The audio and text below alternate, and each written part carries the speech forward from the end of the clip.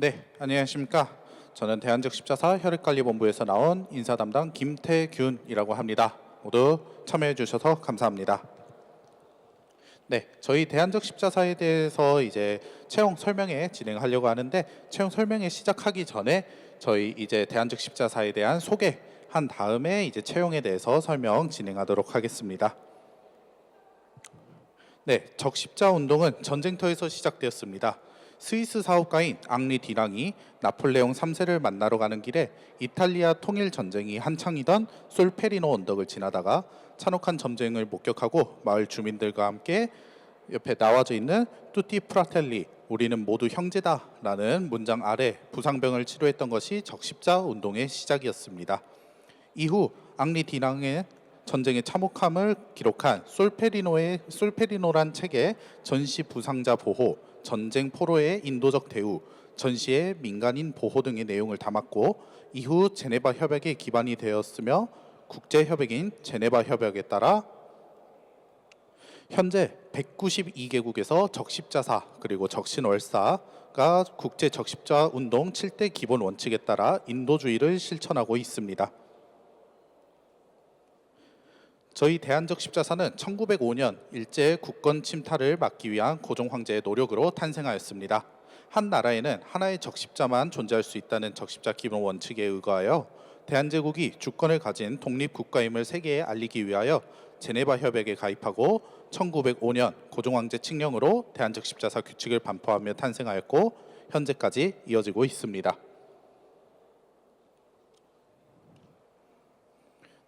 네, 대한적십자사는 생명을 구하는 모든 활동을 하고 있습니다. 국내 사업, 국제 사업,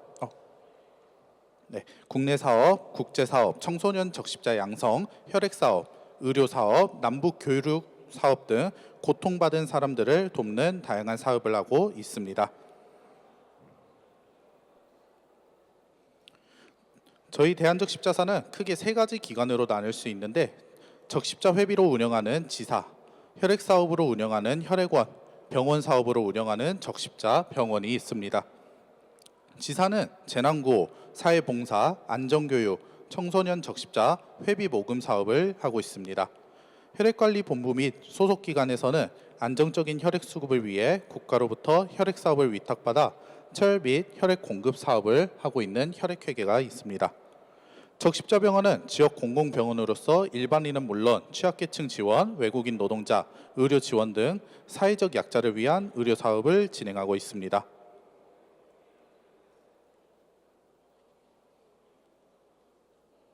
네, 방금 말씀드린 것처럼 일반 회계, 지사 및 사업장, 그리고 혈액회계, 혈액관리본부 및 소속기관, 병원에게 적십자 병원에 대한 사진이 나와져 있습니다.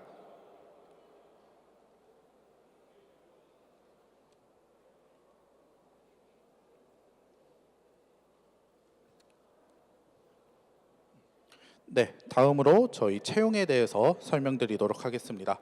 채용 공통사항으로는 1번 직무능력 중심, 2번 블라인드 채용, 3번 지역인재, 4번 사회 형평적 채용으로 진행하고 있습니다. 잠시만.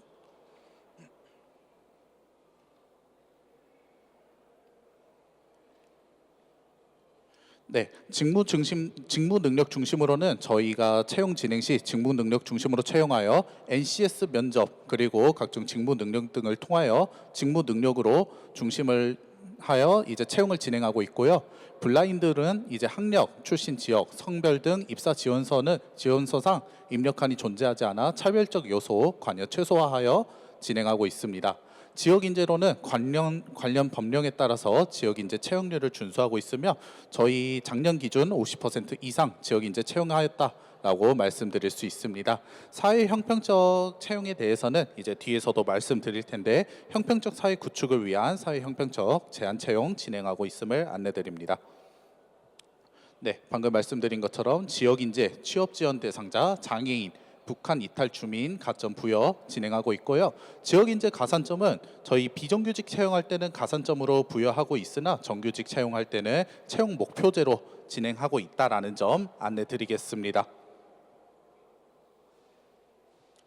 네, 그러면 직종별 채용 개요 안내드리겠습니다. 먼저 첫 번째 사무직입니다. 사무직은 서류 전형, 그 다음에 필기 전형을 거쳐서 면접 전형을 총 2번 진행하고 있습니다. 면접 전형 1, 그리고 면접 전형 2에 대해서 임용을 진행하고 있고요. 네, 지원 자격은 기본적으로 토익 700점 이상 또는 탭스, 뉴탭스에 대한 점수 성적 이상이기만 하면 저희는 지원 자격 모두 가능합니다.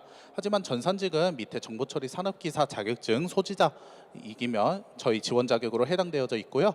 가산점 반영 요소로는 이제 어학 성적, 자격증, 경험 및 경력 사항, 표창 및 포장이 나와져 있습니다.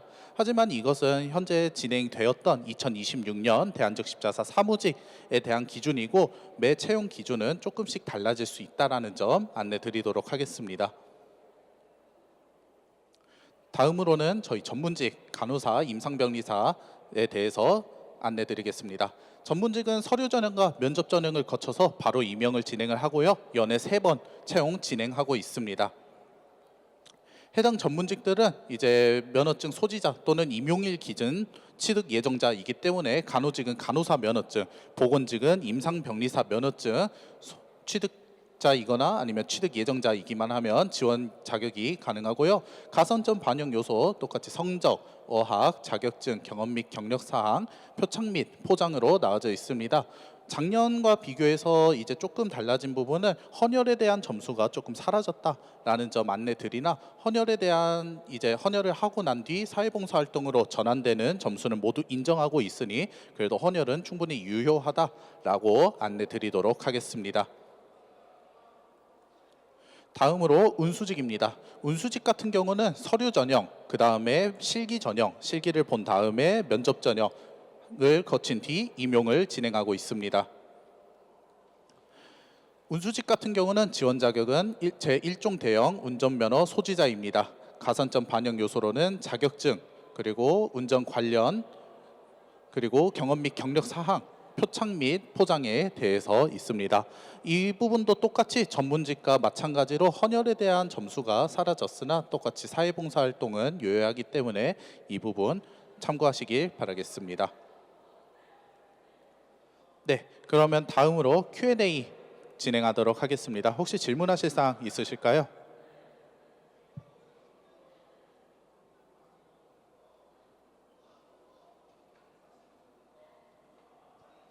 네, 질문하실 분 혹시 있으실까요?